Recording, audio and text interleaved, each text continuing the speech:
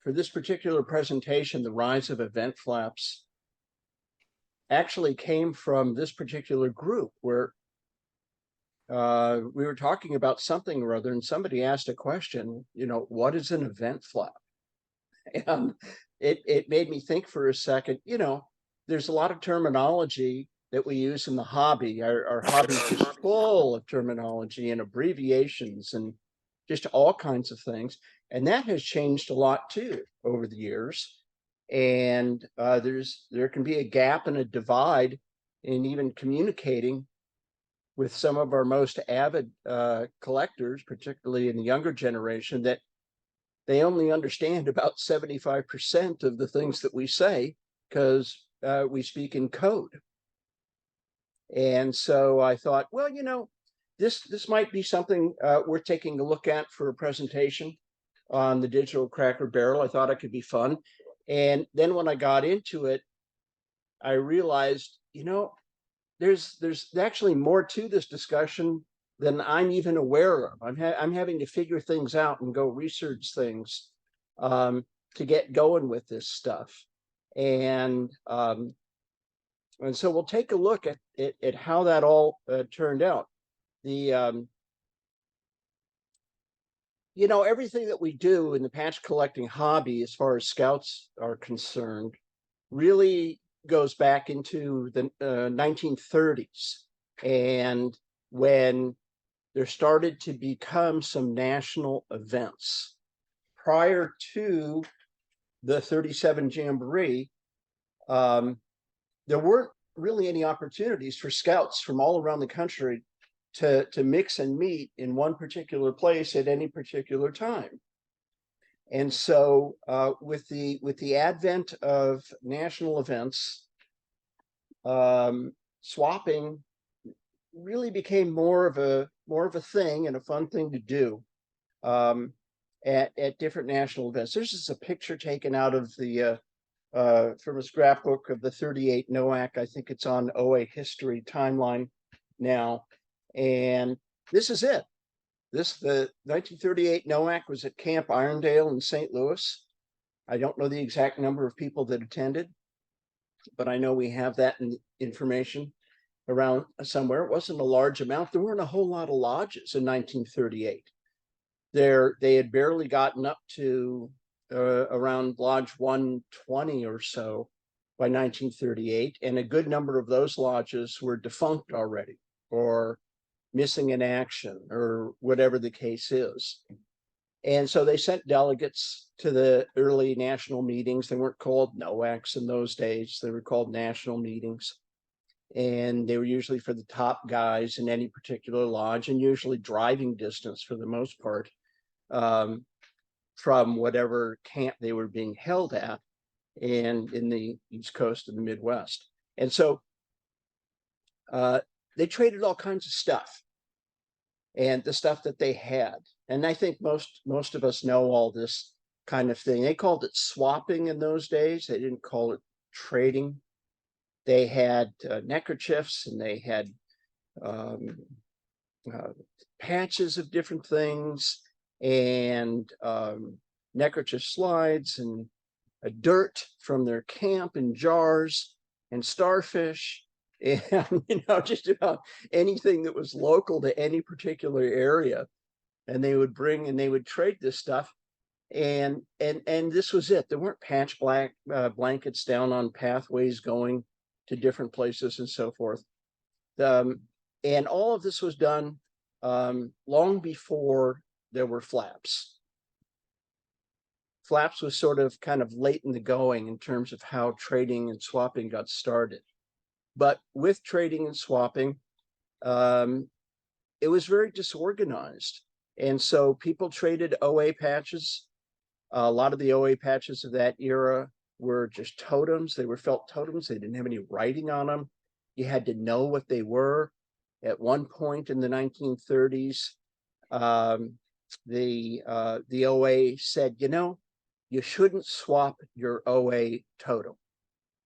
You just shouldn't swap that because it's not meant to be swapped. And that kind of thinking also centered around badges of rank and stuff. And for those of us that are, that are a little bit senior in years and been involved in collecting for a while, we can remember a time when you weren't really supposed to trade an Eagle badge or a life. You would,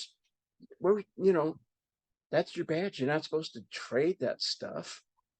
And that has changed a lot. Insignia, merit badges, all those kinds of things have really evolved. World War II set it back for a while. But then after World War II, things started to take off like a rocket. So we have this term now called event flap. And we've never really defined it, but a lot of us know this term and have a feel for this term. And we could talk about it in whatever our opinion is about it, but nothing's written down. So as I was thinking of putting these slides together, I was thinking, well, what do I think an event flap is? And here's my definition of what I think an event flap is: that it's a flat patch that signifies an activity, an event, a special program, or a commemoration. And I'm old enough to remember, because I started collecting in the 60s, the mid 60s, that the only official patches for my lodge and any lodge were the so-called regular issues. That was the lodge patch from a lodge, a regular issue. And if it was for an event or a special program, or it commemorated something, or it had a date on it or something like that, then that wasn't the one I wanted in my collection. Those were something else. Those weren't the regular issues of OA patches. But today, it's very, very different. And nobody knows this more than the people that get out to traderies, go to jamborees, and people involved in the dealers know what young people want. And almost every patch, in some fashion or another, is issued to commemorate some type of event. You have these situations where on any given weekend, if a lodge holds a weekend to screw in light bulbs over at the scout office, they issue a patch, the light bulb screwing in weekend, and they issue it in 4 border colors and make it into a 2-piece set, or whatever it is that they do. So the number of patches out there that actually fall into a more historical definition of what an event patch is nowadays the predominant type of patch that we see. And many of the members and the people on this call right now have done great presentations on specific niches and genre of different kinds of patch, whether they're baseball patches, or we've had some great presentations on flaps with camps and for camps and stuff, and just all this great stuff that we're seeing. And that wasn't the case. That isn't the way that it used to be. So, and I think that's fine. I'm not making a comment about whether or not that's a good thing. I think it's really more a reflection of what youth and younger scouts and younger people in our hobby find interesting. And that's what they want to deal in. And that's what they like. And we can sit around and we can talk about why they like those kinds of things. But in the end, that's kind of what they like. So what's the big deal in terms of organizing all of this information? And to me, it's this: that for over 40 years, event issues, and particularly flap-shaped event issues, were considered second-class patches in the hobby for the longest time. And the national catalogs didn't list them, and they would not list them. I used to call, and I still do sometimes, event flaps and activity flaps and those kinds of issues. They're kind of like the bastard stepchildren of the patch collecting world. And that's changing. But in thinking about it, since the national catalogs were ignoring these types of patches for the longest time, it made me wonder, well, how did they know? How did the national catalogs know which patches not to list? If they weren't listing event patches, what were the rules? And the rules seemed to be that if a patch had a date on it or a forbidden word, they were not listed. And there were lots of patches that fit into that category. And everyone on this call has patches all over the place in their dupes and collections that would fit into this category today. The whole idea of forbidden words on patches, where was that ever explained to anybody? Whoever wrote an article on that? Where's this list of forbidden words that weren't supposed to be on patches? Well, I remember growing up and being a patch trader in the 60s and 70s. And these words like these were not supposed to be on regular issue patches. Powwow, anniversary, fellowship, conference, meeting, host, ordeal, banquet, weekend. We didn't even have NOAC patches. We didn't even have Jamboree on patches back in the day. If that type of language was on a patch, particularly a flat patch, that wasn't a real issue from the lodge. That was something else. These words were not written down anywhere. So how did people know? And how was this communicated? And my recollection is that there was this unspoken rules among the first generations of flap collectors from the 50s and 70s. And that was reinforced by what was and wasn't listed in the catalogs. We're going to see some examples pretty quick here of patches that have been around for a long time that never got listed. I think the situation has changed a bit. We had to accommodate to deal with what's going on, but it wasn't and hasn't been a swift transition in any stretch of the imagination.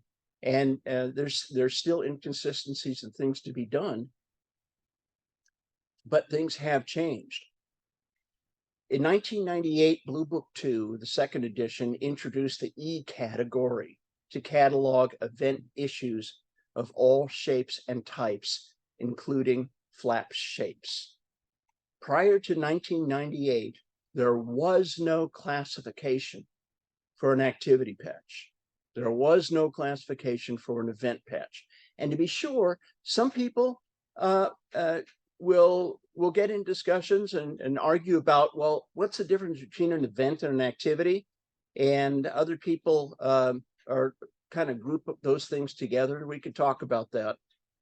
But that stuff was not listed. And then 2 years later, after the category was introduced, then there was a listing of all the known activity patches in 2000 in Blue Book 3 that were known at that time. And it took between 1998 and 2000 to get all that information together because nobody had ever had an inventory of that. I remember in the early days at eBay, going back to 1997, 98, and one of the things that our friend Bill Topkis was picking off on eBay back in the earliest days were event patches and activity patches from all over the country. And I remember he would show me some of the stuff. I wasn't very interested because I thought activity patches were garbage. But he was getting them on eBay cheap, all over the place because nobody wanted them. And so he developed a huge collection of these things. And that was sort of the basis of the list. And that was going on even though event flaps had started 45 years earlier than that, right around the time that flat patches were being approved by the National Committee on Badges and Insignia. And what we're looking at here, this was the first, in my opinion, this was the first. event flap. And it's old. It's, it's 70 years old. And it was never listed anywhere. People had them, but they didn't know what to do with them. And if you, let's say you were a name or a number collector back in the day, meaning one flap from each number, this would not be the flap you would want in your collection. You didn't want this one because it was an event patch. It was an activity patch. And we take a look at it and go, well, what? It's flap shaped. It's obviously flap shaped. There's no question that it was issued by the lodge. No one's ever disputed that. So what's the problem? And so the problem is, well, it has a date on it. And that date made it an event patch. And then if that wasn't enough that it was dated, it has a forbidden word on it.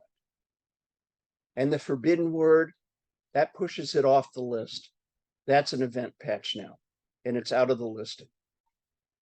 And so we take a look at this and we see and go through. I keep a library of OA catalogs. And I think a lot of the people on the call know that over the years, I developed quite an interest in cataloging OA patches in different forms and involved, starting in California and stuff, and then on with Blue Book and then getting off into some specialty stuff like first flaps. So I went out, and I would pick up these old catalogs of lodge listings to see what they listed and how they did it. Of course, the original lodge listing was the WA book. Everybody knows that. And that was a picture listing. It came out in 1952. But then, what a lot of people don't know is there wasn't another collector's listing guide published until 6 years later. And that would be the 1958 Blue Book. And it wasn't a picture book. The WA book was a picture book. But from that point forward, until Arapahoe came out in 1978, which is 26 years later, all of our listings were without pictures, and they used letters. They came up with letters. So, like a flap was an F, and an arrowhead shape was an A, and a round patch was an R, and a chenille was a C, and that kind of stuff. And if you take a walk through some of these old Blue Book listings, even though their covers are not all blue, they were still called Blue Books, and they were published by top collectors of their day. The 1958 Blue Book was put out by E. Forrest Reynolds, who was considered the top collector of that time. He lived in Niagara Falls, upstate New York. And he ran the Blue Book thing through the 60s, and then Paul Myers did it for a little while. Dave Lubitz did it for a little while. Top collectors. They didn't list this Lodge 9 patch, even though they knew it was around. Then, in terms of cataloging, there was what you could call a disturbance in the force. Okay, a competing catalog came along in 1970 called the Illustrated Lodge Patch Handbook. And that was a picture book. And for those that were around at that time, that was my first picture book. It had one flap from each lodge, some issue, whatever the author, Bill Price was running this thing at the time. And I didn't have a WA book back in the day. They were gone already. I didn't see my first WA book until around this time, the early 70s. So this was the first picture book that I had to work off of instead of those old Blue Books.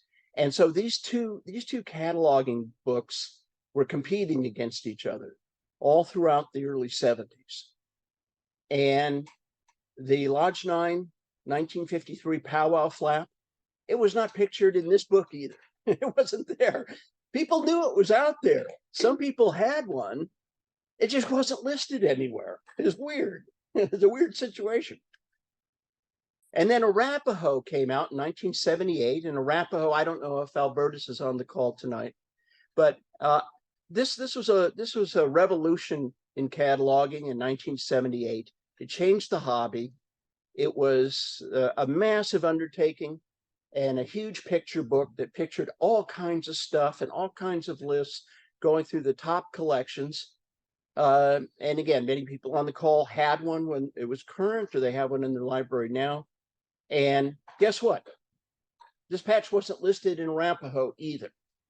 Wasn't there, because Arapahoe didn't list event patches and activity patches. They only listed regular issues. So this situation went on for a while. And then originally Bill Topkis and Tom Gould and myself put out First Flaps in 1992. And this was sort of a national catalog of one flap per lodge number and one flap per lodge name. And people were starting to get interested in this stuff. And so we had to make some decisions about what to list in this national catalog for First Flaps. What was the first flap? And we had lots of discussions with collectors all the time. What was the first flap in your lodge? What was the first variety? Whatever the case may be. And then we had to put it in there. And then there were certain lodges. It turned out that there were 4 lodges, and we're going to see them, that had some question about what should we be listing here. The Lodge 9 Koa flap that said powwow in 1953 wasn't listed anywhere, and should we list it in First Flaps, even though that's the first flap that the lodge put out? The 1953 powwow flap preceded the flap, the F2, it's called today, that came out afterwards that didn't have forbidden words on it. It wasn't dated. In 1954, this flap came out. Tom Kittichara was always a tough lodge to get from up in Wausau, Wisconsin. And lo and behold, it didn't have any forbidden words on it, but it was dated. It was just the mere fact that it had the date on it meant that it could not go into the catalog. It could not be listed in Blue Book. And so it wasn't listed in the original Blue Books, the early ones before Arapahoe, just because it was dated. That was enough to get it kicked out. This flap, probably more common, a little bit more common in the day than their S1, their solid. That isn't the case today now, but back at that time, that one might have been a little bit easier to get. So the Lodge 96, not listed in the OA Illustrated Lodge Patch Handbooks, wasn't listed there, was not listed in Arapahoe. There were 3 editions of Arapahoe. The second edition was 10 years after the first, and then the third edition was 5 years after that. This flap, the 96F, dated 1954, did not make it into a single one of those versions. Hard to believe by today's standards, looking back. Really? That was the case? I had to go back in my bookshelf, pull out all these things and go, really? It wasn't in there? No, it wasn't in there. The first time the 1954 Tom Kittichara flap got listed was in the first edition of First Flaps. And we listed it because we knew it was there, and we knew it was the first flap shaped patch the lodge had ever made, and the first flap shaped patch that they wore on their uniform. Okay, that's what we decided to do. And then we listed it in Blue Books after that. But it turns out that Lodge 9 and Lodge 96 First Flaps would not be the only OA flaps of the 50s and 60s to fall through the cracks and not get listed. And in 1965, which is right when I started collecting flaps, in 1965, there was another first flap that came out that would be issued for a lodge event. But this time, in 1965, the collectors looked the other way, and they decided to include it in the original Blue Book listings for some reason. And this is the flap. It's the Lodge 551 from Stafford, Arizona, Copper Council, came out in 65. And they had this tab on the bottom of the flap that said 50th Anniversary Lodge. And they had that tab on the bottom of the flap because the lodge, their version of the lodge, rechartered and formed in 1965. And so they had an event to commemorate that in 1965, in the fall of 1965, and out came this flap, 50th Anniversary Lodge. Well, the situation was different now. By 1965, you had a lot of people collecting OA numbers, a lot. And everybody wanted a 551. Nobody had a 551 up to this point, even though the original 551 had formed 4 years earlier in 1961. And so when this flap came out, the national collectors, they wanted this one so that they could have a 551 flap in their collections. I remember back in the day, I used to see some of these 551 solids where the tab had been cut off. And maybe some of you have seen those as well. I haven't seen one around in a while, but the tabs, some people would cut the tabs off because they felt that made it a regular lodge issue instead of an event flap, if they did that. And that got listed in the 1967 Blue Book by E. Forrest Reynolds. In 1972, a stranger thing happened. There was an old lodge in Pennsylvania going all the way back to the 30s, Anarchist Lodge 67 outside of Pittsburgh. And they issued their one and only flap that they were ever going to issue. Up to that time, they had only had chenilles in the shape of an arrowhead. They had some rounds also in a pie, but they never issued a flap in all those years. And they came out with a flap in 1972, right when they merged. And everyone wanted a Lodge 67 flap. No one had one because there wasn't one. And everybody wanted this thing. But it was an obvious event flap. It not only was dated, but it also had forbidden words on it, that it was for a project. It said right on the flap that it was for a project, an activity, an event, whatever the deal was that they had going on.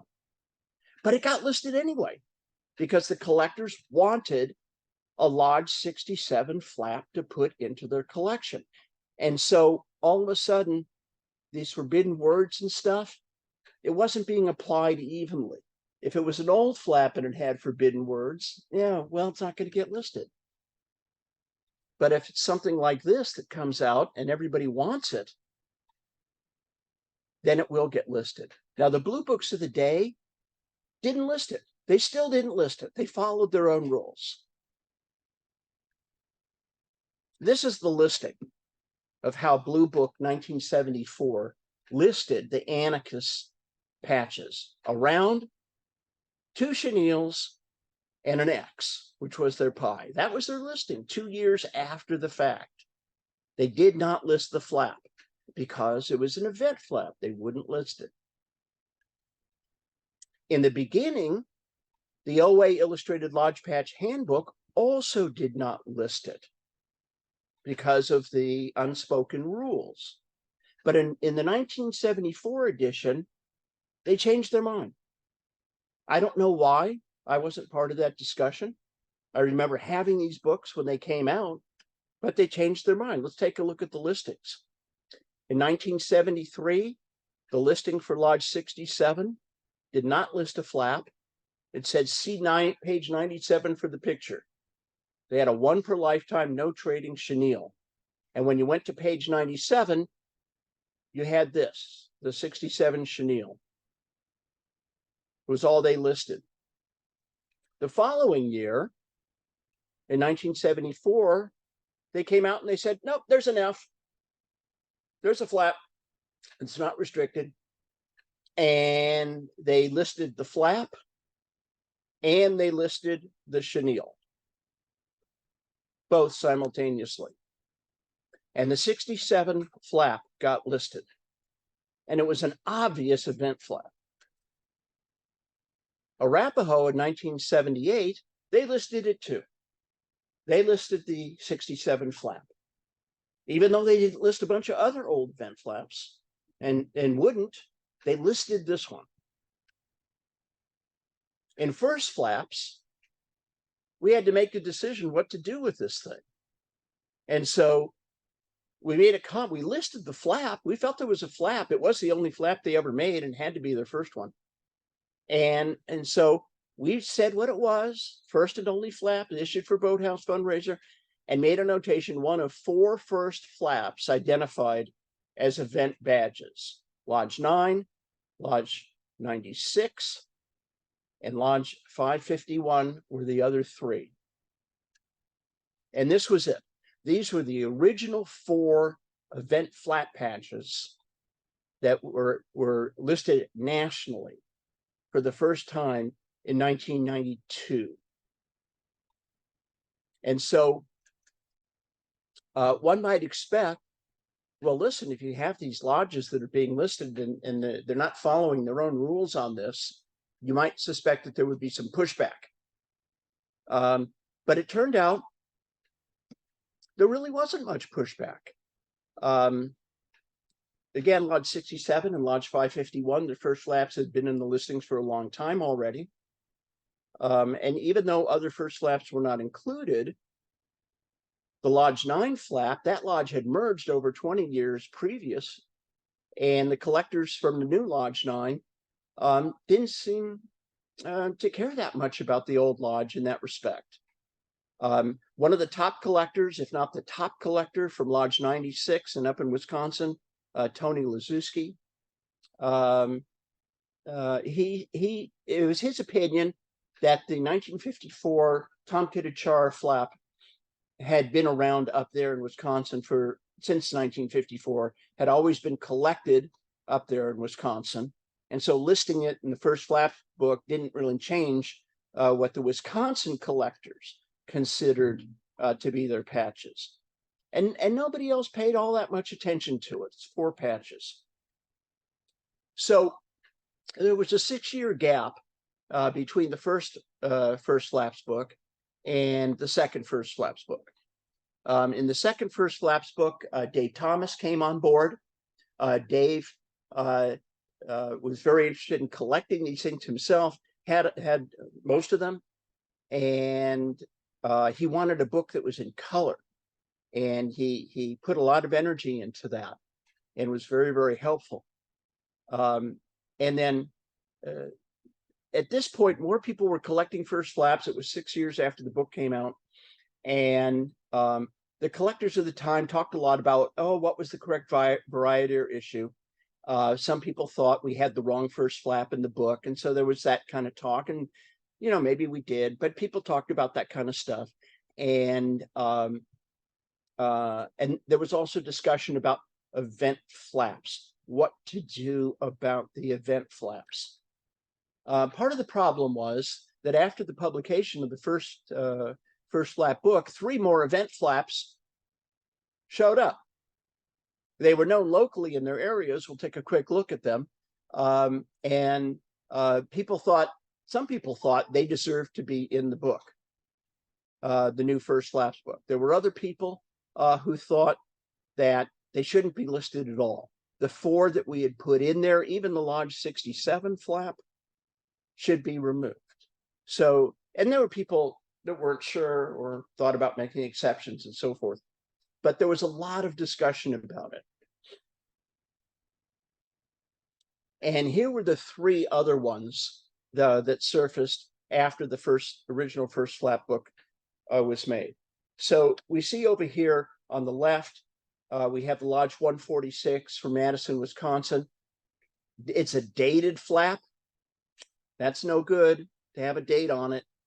And it says conference, Camp Service Conference. And that's clearly forbidden language on a regular flap patch, according to the people that have been doing it for a long time. The flap in the middle only had the date on it. And that was from Gary, Indiana, Lodge 189. They issued it for a work weekend. as would be evidenced by the broom and the rake that are on it. But it was the 155 made this persona non grata in the patch collecting community. And what are we going to do about it? And then down in the south in Florida, Lodge 237, Alpata from West Palm Beach, their first flap was also issued for a fellowship. And fellowship was a forbidden word. And what were we going to do with that? How was that going to be listed? So this is the way it kind of shaped up. Those against listing these kinds of things in first flaps said that, no, you can't list this. We haven't listed them in the past. The hobby doesn't list this kind of stuff. Going all the way back to the Wob book. You don't list these things. Get them out of there. The people that were in favor of listing the event flaps argued that the rules were not being uniformly applied. And in particular, there was one thing that was inescapable, and it was this. The first flap patch issued by any and every lodge was its first flap, no matter what it said on it. That's inescapable. So what are you going to do with that? So we had a problem on our hands.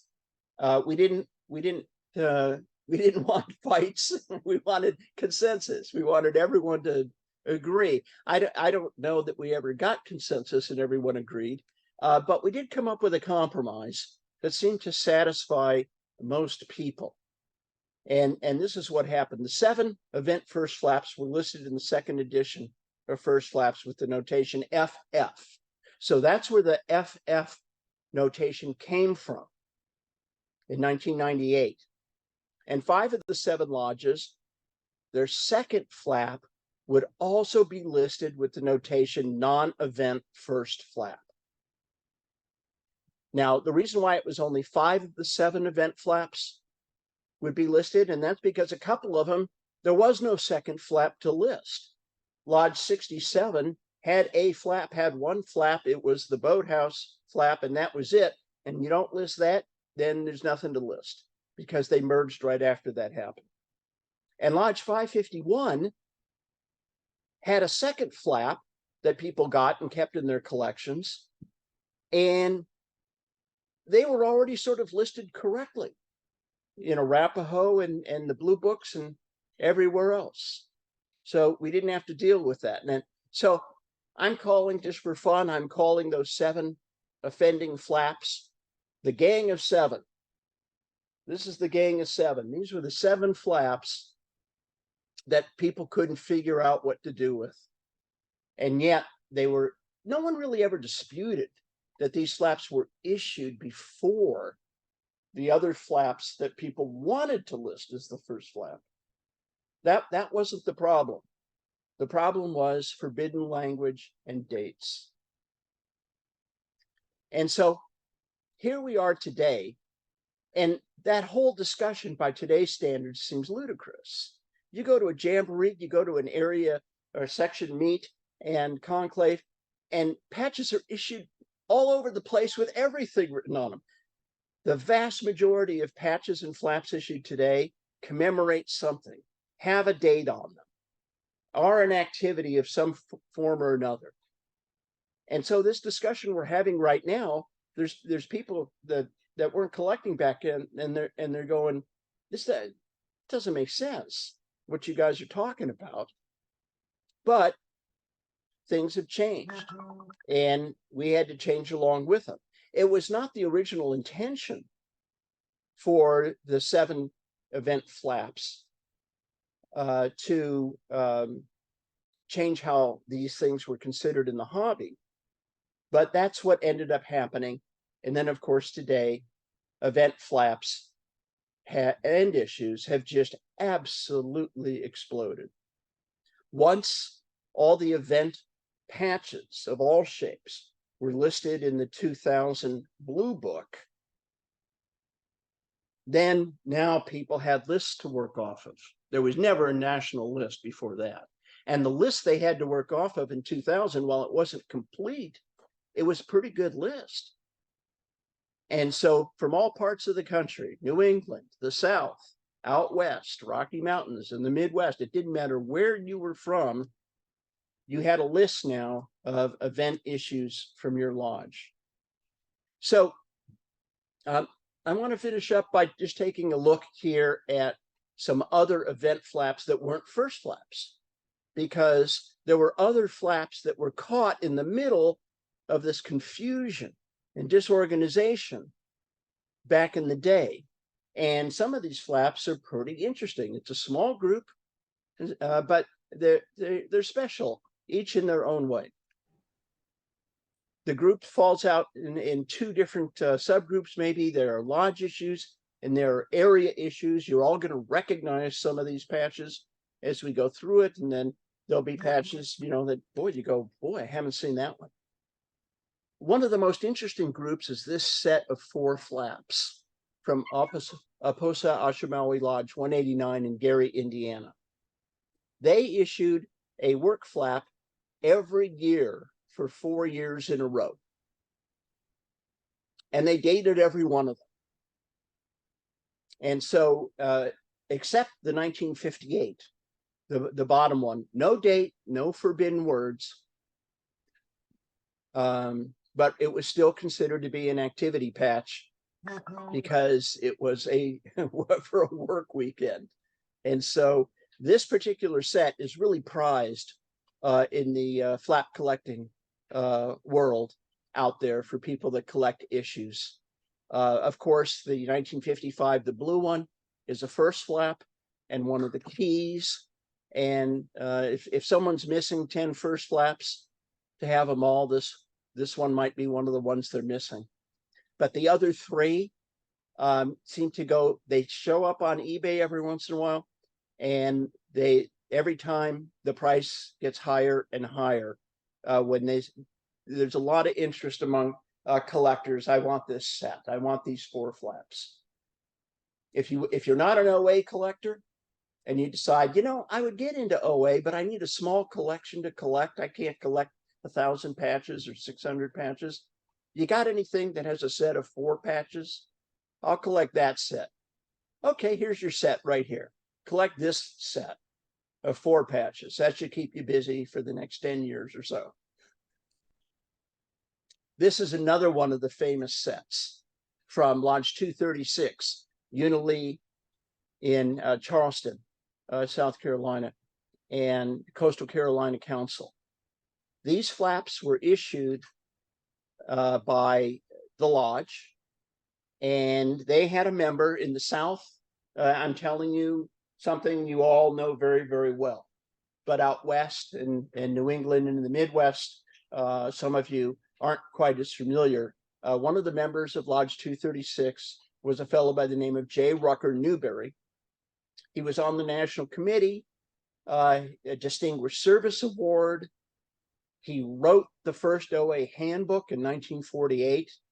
And so this guy, Newberry, had a status close to Ian or Goodman's status in the South. And he was also a patch collector. He listed patches that he had in the 1948 handbook. And he was very much into Indian lore and American Indian stuff. And he basically was the advisor for Lodge 236's Indian dance teams.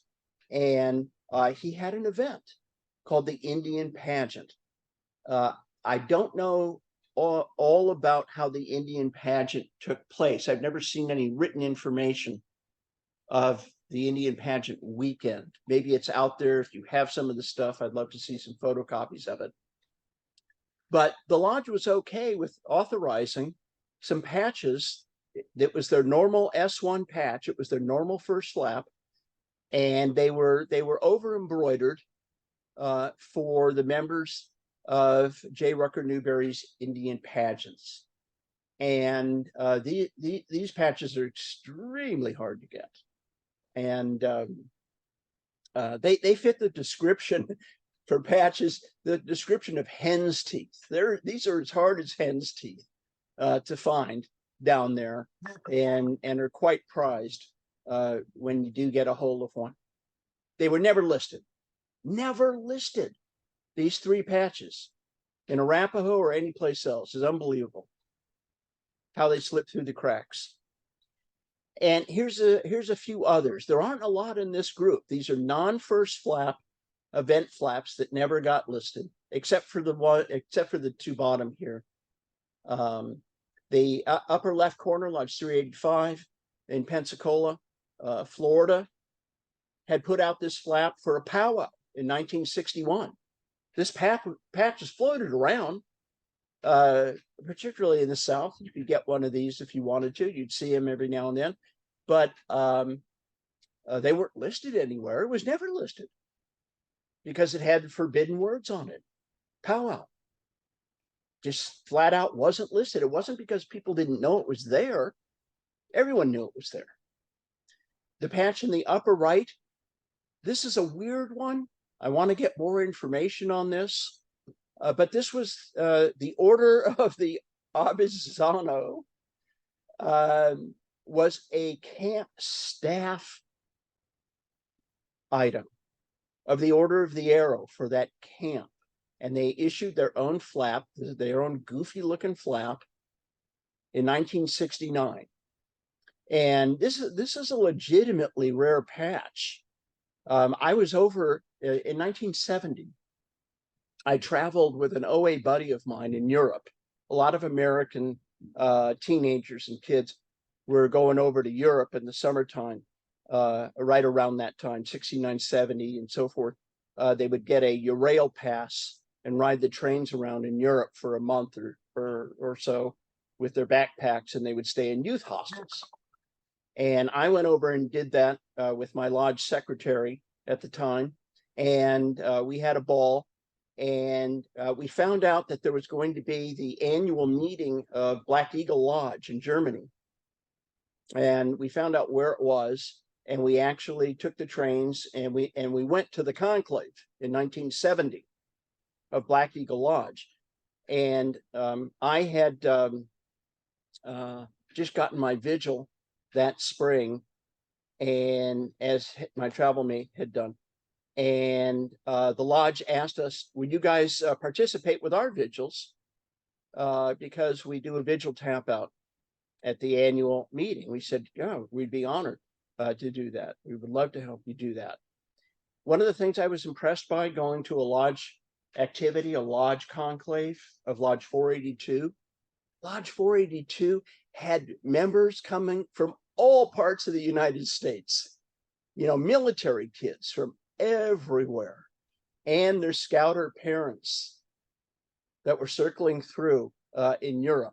And you just saw every patch under the sun at a Lodge 482 Black Eagle banquet in those days, or event. You saw everything. I never saw this patch.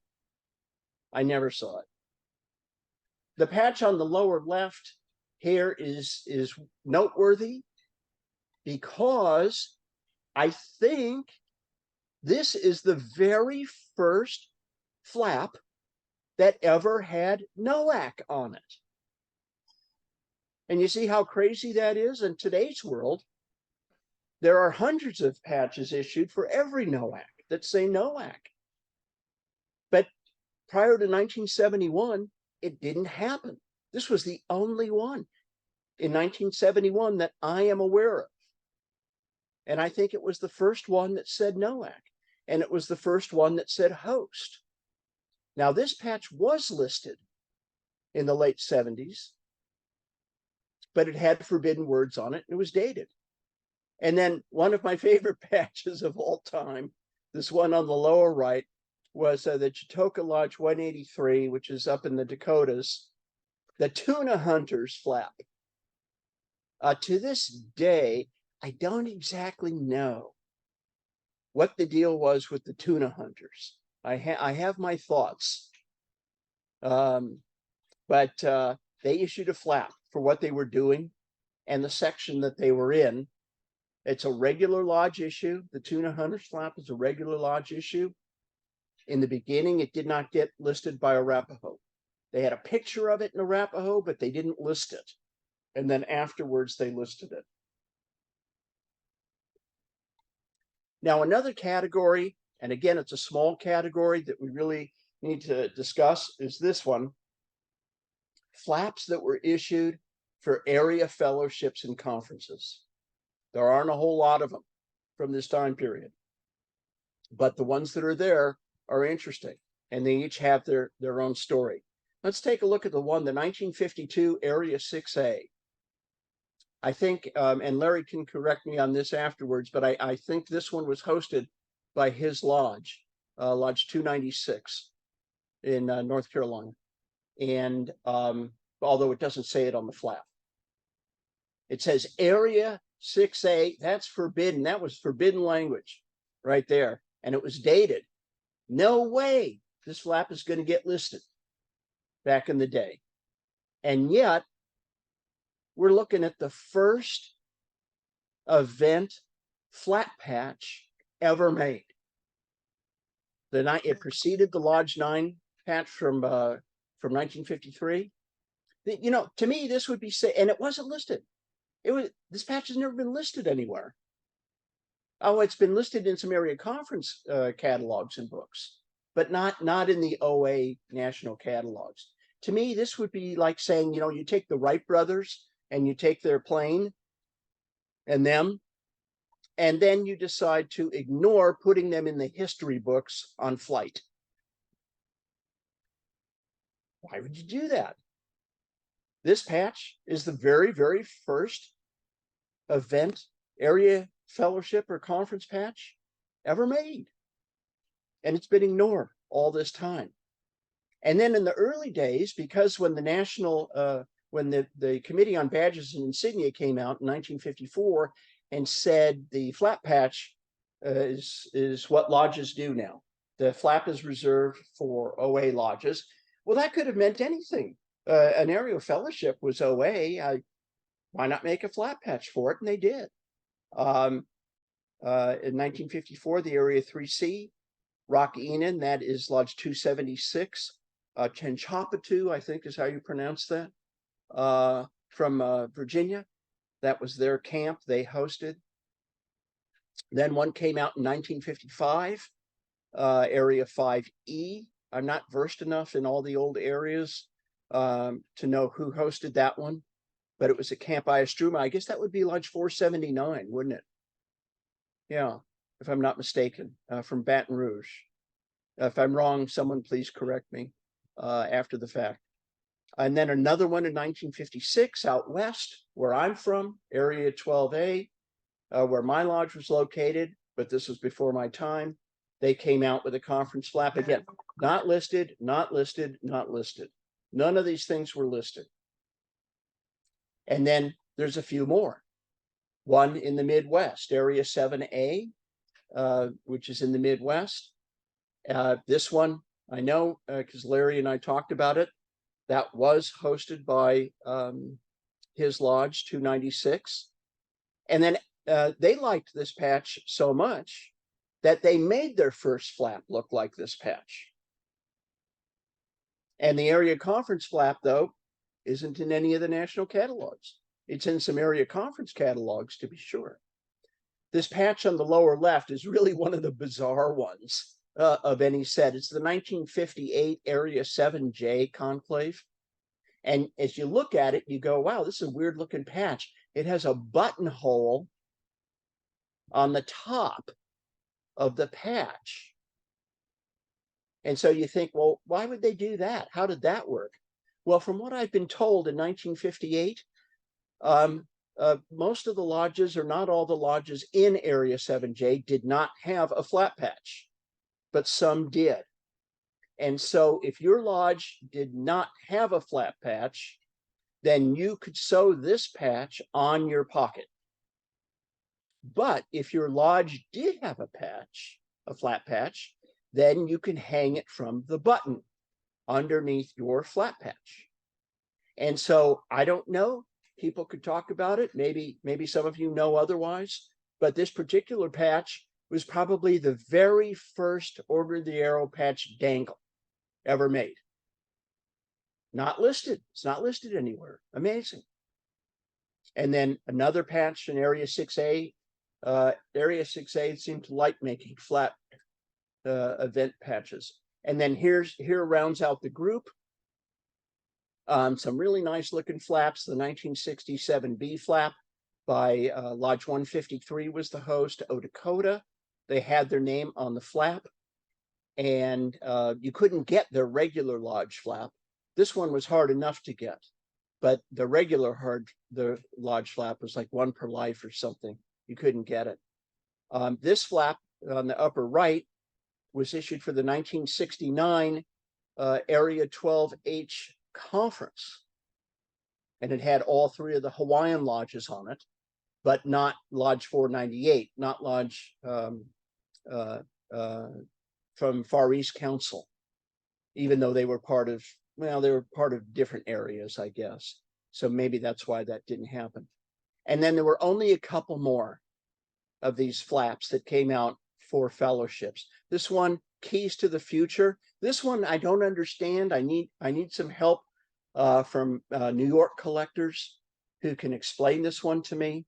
It's dated 1978, which is well after National changed the area configurations. And yet they're still using Area 2B on the flap in 1978, 6 years after the areas were reconfigured. I don't get what's going on. I know that this symbol is the symbol of Lodge 247, Tagajoot, from up in New York. Hopefully someone can explain more about that patch. And then this one on the bottom one that's kind of trippy. And the way it's listed these days is fun too. This was a tri-lodge conference. So if you're down in Region 9 and in Texas, you know this patch. There were three lodges, Lodge 56 in Sherman, Texas, Lodge 101 Micanaqua in, I think, Fort Worth, and Lodge 489 in Dallas. And so they had a tri-lodge conference in 1975 and issued a flap. And the way they came up with the number 646 was they just added their three lodge numbers together, 56, 101, and 489. And now they had three lodges, and that's an event, to be sure. It wasn't listed in the day. Where would you even list it? But over here on the bottom left, we can see it is currently listed. This one flap is currently listed 3 times. One time for Lodge 56, one time for Lodge 101, and one time for Lodge 489. And each of the 3 listings are different. I love this. Okay. So for Lodge 56, it's listed as an ES 1975. But for Lodge 101, the exact same patch is listed as an ES 1975-2. And for Lodge 489, it's listed as an ES 1975-1. I can live with this. I don't have any problem with this. I just think it's fun how some of this stuff has sort of played itself out. And then, we can't leave without discussing, or at least taking a look at this. Down in Florida, they've been issuing event flaps and event host flaps since 1972. And so they're really into this. Now, from what we talked about earlier about the Lodge 237 1956 fellowship patch with the alligator on it from Alpata Lodge, they have an early history of issuing flaps for whatever they feel like issuing flaps for. And then they started this tradition. I think it started with them in 1972. They come out with a beautiful fully embroidered flap for the host corps for the area meeting that the Area 6E conference that they were holding in 1972. And then the other lodges of the area have subsequently done that. I've only shown through 1981. But they still do that to this day. I mean, they issue everything for their area meetings, and some of you have this stuff and you know this. I mean, beautiful, solid embroidered pie-shaped neckerchiefs and dangles and X's and flaps and for their area conferences. It's really amazing what they've been doing over the years, and great designs too, I would say. Down there, they have some just awesome patch designers in that part of the country. I do not have a one of these flaps though for 1974. I have a little break there, and then a more of a continuous run. If any of you know, I'm not aware of what the 1974 patch was, or if it even was made. I don't know. So if any of you know that, drop me a line, let me know about that sometime. And so that kind of takes us to the end of event flaps and the weird things and fun things about them. And I'll see you next time on Patch Tales Unknown. Yeah, I guess my question, especially about the Lodge 9, was at the time that it was made and the collectors in that lodge, did they consider this to be this is a flat patch? Or did they say, ah, we just made an event patch that happened to be 5 sides and shaped like a flap? I mean, Okay, well, were any of these worn on uniforms well, as a flap? that's two separate questions and two really good questions. Let's talk about worn on uniforms first. This whole idea about making patches that don't get worn on uniforms, that's a fabrication of the 21st century, and maybe a little bit before. Prior to that time, every patch was meant to be worn on the uniform. And it was plain and simple. So lodges did not issue souvenir patches. Now, to be technically correct about this, though, in the days before flat patches, the odd shaped patches, whether it was a round, an arrowhead, a chenille, or what have you, for a lodge, they were worn in a variety of places. Some people wore them on the shirt pocket. Some lodges wore them on the merit badge sash. Some lodges wore them on the shoulder. But once flaps started coming in, then the flat patch became the place to wear a flat shaped patch. So that's to me, that's my thought on your second question about uniform or not uniform. Any flap issued in the 50s and 60s and even 70s, you bet your life they wore those on their uniforms. And that's what they were designed to do. Now, by 1953, there was probably, I don't know, maybe 50 or 60 lodges that had issued a flap-shaped patch. It all started at the 1948 handbook, written by J. Rucker Newberry, where he showed a flap-shaped patch on a page of other shaped patches. And between 1948 and 1954, one by one, different lodges started making flap patches. And while I have no personal knowledge of the Lodge 9 Koa flap and what they did with it, nor have I ever actually seen a uniform with one of these sewn on it. Maybe someone has one. I've not seen one. But they